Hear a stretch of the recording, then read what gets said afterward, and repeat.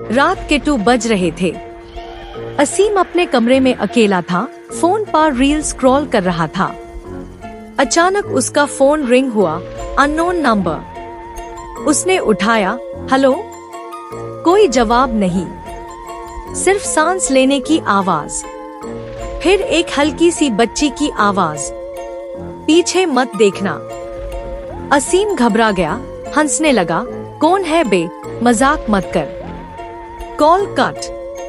2 second बाद फिर वही नंबर, इस बार आवाज और करीब से, मैंने कहा ना पीछे मत देखना। असीम का दिल जोर जोर से धड़कने लगा।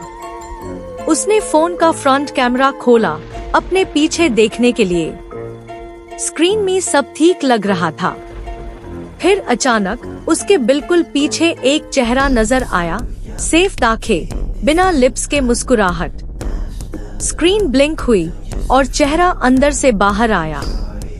असीम ने फोन गिरा दिया। जब फोन जमीन पे गिरा, स्क्रीन पे लिखा था, नेक्स्ट कॉल फ्रॉम यू। और उस वक्त असीम का फोन अपने आप रिंग करने लगा, उसके खुद के नाम पर।